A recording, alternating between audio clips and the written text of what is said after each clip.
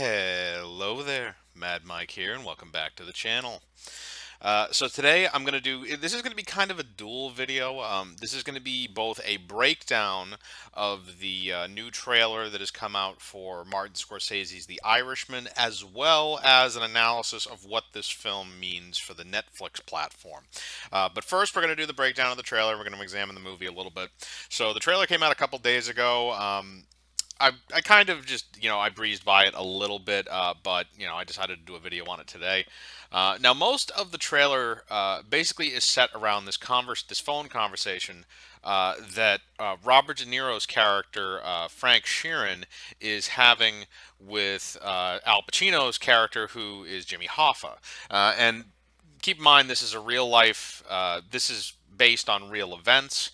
So, obviously Jimmy Hoffa was a real person. Frank Sheeran was a real person, as well as everybody else who's in this movie. This is not necessarily a fictionalized version of history like something like Once Upon a Time in Hollywood was.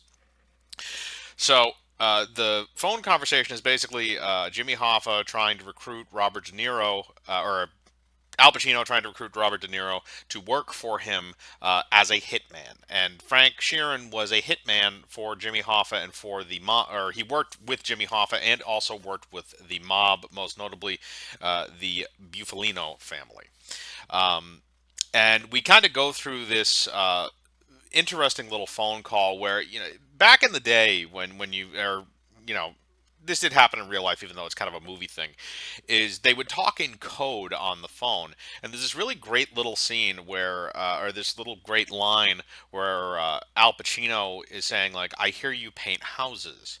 And what he really means is, I hear you fucking kill people. And they show you the visual of of Robert De Niro going into this building and then throwing this guy through a door and then shooting him.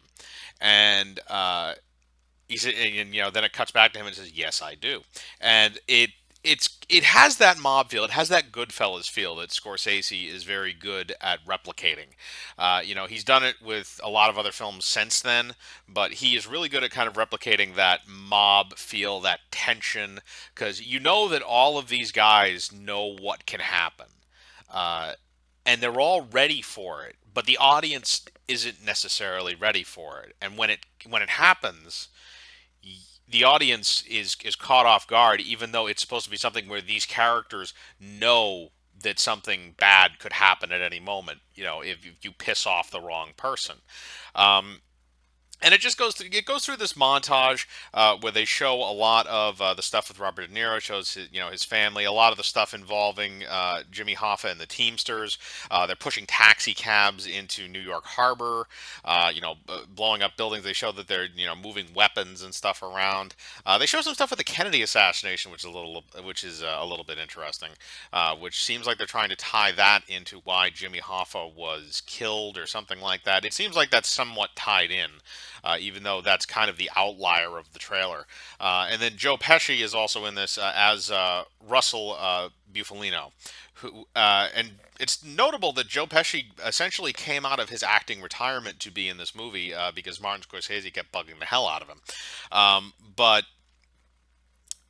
this is one of those films that it's very interesting to see exactly what's going on in terms of the financials of it.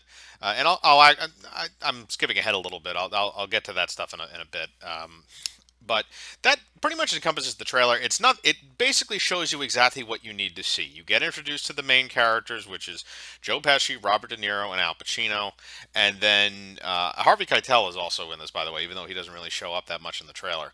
But it introduces you to those three main characters, and they're really the three main characters you're probably going to follow throughout the film. Again, it's kind of like the same idea as when Robert De Niro and Joe Pesci were in Goodfellas with Ray Liotta, uh, where it's that same idea. There's a core three characters that you kind of follow around throughout the film. It's that exact same idea. Um, and ultimately, I thought the trailer did a good job. This is coming out in September on the Netflix platform. I believe it's going to be released, a very limited release in theaters, in order to make sure it can be garnered for an Oscar, because of certain stipulations that the Academy of Motion Pictures have put up. And since this is Netflix' obvious grab at an Oscar film, um, but I felt the trailer was good. I think this is going to be good. I don't necessarily know if it's going to be a Goodfellas, because it's one of those things that I don't necessarily think that Martin Scorsese has been able to recapture that good what he did in Goodfellas necessarily. I mean, The Departed is very very close. Wolf of Wall Street is a completely different animal. But if we look at just the stuff that he's done, that's based off of organized crime and stuff like that, and really hardcore organized crime and the mob and stuff. I really don't think he's ever quite recaptured what he did in Goodfellas, and I don't really think this is going to recapture it either. As far as we're going in terms of a cinematic point of view, I would say this is Goodfellas 3, because you had Goodfellas, then you had Casino, which essentially used basically the exact same cast. And then now you have this movie, which is again reusing most of the same cast and adding in some outliers. I don't think Ray Liotta is not in this movie. He also was not in Casino, but again, you have De Niro and Pesci coming back.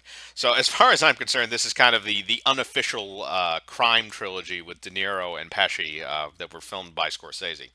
Now to go into the actual financials of this film and what it actually means to Netflix going forward is a completely different thing. Where this film was originally being developed, I believe, by Universal, and they didn't want to continue funding it because the price tag for the film was going up and up and up. I believe it was $125 million was what it was stated that this film would cost to complete, and I think a large part of that went to the acting talent that is in the movie.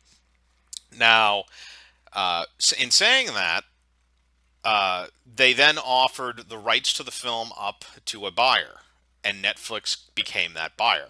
So they then spent 105 million to purchase the rights to the film, as well as everything that was attached to it, including Pesci and De Niro, who were already attached at the time, and obviously Scorsese to direct. And they then proceeded to fund the 125 million for the film. So in reality, they're actually paying 230 million dollars for this one film. To put that in retrospective,